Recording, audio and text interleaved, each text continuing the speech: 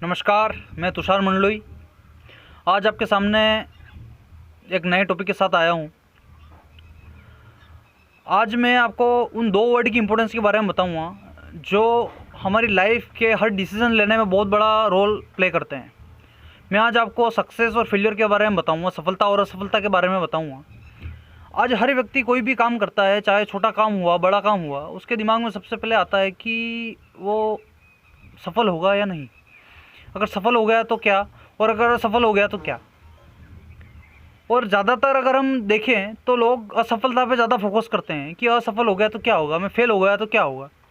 हम क्यों सक्सेस पे फोकस नहीं करते कि हम सक्सेस हो गए तो क्या, हमारी लाइफ चेंज हो सकती है। लेकिन आदमी वहीं रह जाता है, डिसीज़न नहीं ले पाता, अप्रोप्रिएट टाइम पे अप्रोप्रिएट डिसीज़न नहीं ले पाता है, और वो फिर सड़ी सी शक्ल बना के घूमता रहता है कि हमारा तो भाग्य ही कुछ ऐसा है। जी नहीं, भाग्य आपका ऐसा नहीं है, आपने भाग्य को बनाया है। कौन कहता है भाग्य ऊपर से लिख के आया है। मुझसे अगर कोई पूछे कि आप क्या करते हो, तो मेरा तो यही रहता है कि मैं अपना भाग्य लिख रहा हूँ। तो कुछ नहीं होता। फिर क्या है कि चांस निकल जाने के बाद लोगों के पास बहाने बहुत रहते हैं, और फिर वो सड़क सी शक्ल बना के रहते हैं। वो कहते हैं कि मियाँ जी रोते क्यों, कि शक्ल ही कुछ ऐसी है। तो उसका कुछ नहीं हो सकता। सफलता और सफलता का डिफरेंस कुछ ऐसा है जैसे ज़मीन और आसमान का। बिना ज़मीन के आसमां का कोई महत्व नहीं, और बिना आसमां के ज़मीन का कोई महत्व नहीं होता। उसी प्रकार सफलता और सफलता का रिश्ता ही कुछ ऐसा है। बिना असफलता के सफलता किसी को नहीं मिलती, और न मिली है और न मिलेगी। 1951 की बात करूं तो 36 करोड़ जनसंख्या थी भारत की, और आज हम भारत को युवा भारत के नाम से भी बुलाते हैं। तो उस समय की एक बात है, उससे कुछ समय पहले की है। तो मैं आपसे एक प्रश्न पूछना चाहता हूं कि क्या उन 36 करोड़ लोगों में से युवा नहीं थे? अगर युवा थे तो वो कहाँ गए? क्यों इतने कम क्रांतिकारी निकल के आए जिन्हें आज हम अपनी उंगलियों पे गिन सकते हैं? क्यों वो वही लोग निकल के आए हैं जिन्होंने डिसीज़न लिया, जिन्होंने कुछ कर गुजरने की क्षमता रखी, जिन्होंने देश के लिए कुछ करना चाहा। वही लोग निकल के आए, वो सक्सेस हुए, और उन्होंने इस देश की क्रांति में हिस्सा लिया, जिसके बदौलत आज हम यहाँ पर बैठे हैं।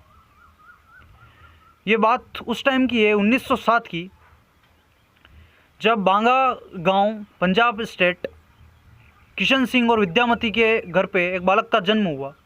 देश की हालत उस समय कुछ ऐसी थी, अंग्रेज़ों का राज था, और देश का जो माहौल था वो गरमाया हुआ था। क्रांति की भावना सब लोगों के सीने में दहक रही थी।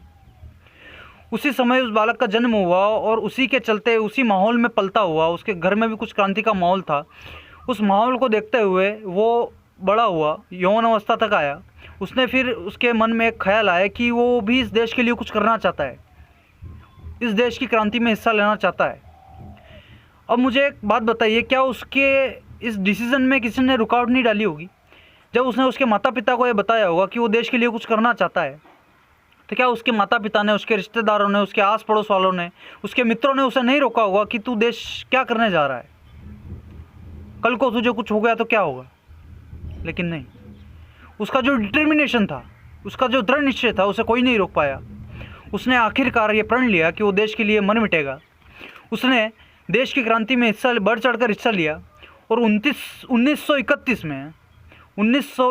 में उस व्यक्ति को, उस इंसान को फांसी पर चढ़ा दिया गया। मात्र 23 साल की उम्र में, मात्र 23 साल की उम्र में व्यक्ति फांसी पर चढ़ गया इस देश के लिए। इस देश के लिए वो मर मिट गया। जी हाँ, मैं भगत सिंह की बात कर रहा हूँ, जिसने इतनी कम उम्र में देश के लिए वो काम कर दिखाया जिसका नाम आज भी हमारे सीनों में रहता है, और आने वाली हज़ारों पीढ़ियों तक उसका नाम जिंदा रहेगा।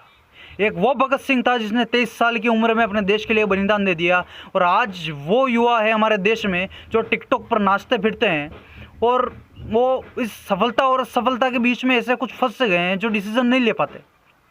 टाइम चूक जाता है, फिर बहानेबाजी करने में तो पीछे नहीं रहते। एक्सक्यूजेस तो इतने होते हैं कि सॉल्यूशंस तो कोई ढूंढना ही नहीं चाहता, आजकल प्रॉब्लम्स के ऊपर ध्यान देते हैं। तो एक छोटा सा किस्सा था जो मैंने आपको सुनाया, इससे हमें यही सीखने मिलती है कि भगत सिंह ने भी असफलता के बारे में सोचा होगा, लेकिन सफलता के बारे में ज़्यादा सोचा होगा। सफलता के बारे में भगत सिंह ने सोचा और कुछ कर दिखाया, और आज हम जानते हैं उसकी क्या इम्पोर्टेंस थी। तो आप इस एग्जाम्पल से कुछ सीखे होंगे, तो आशा करता हूँ आपको वीडियो पसंद आया होगा। सो मैं आपसे एक ही बात बोलना चाहता हूँ कि बिना फेल हुए कोई सक्सेस नहीं हुआ है और नहीं होगा, because failure is the mother of all success. If you can't fail you can't succeed. So बिना फेल हुए कोई सक्सेस होता नहीं है। सो प्लीज़ लाइक, शेयर, और be safe, be aware, stay home. लेकिन अब कोरोना का हम कुछ कह नहीं सकते, तो हमें घर से बाहर निकलना होगा और काम करना होगा, क्योंकि हमें बेरोज़गारी को मिटाना है और भारत को स्वस्थ बनाना है। सो थैंक यू, और please share and like. Thank you.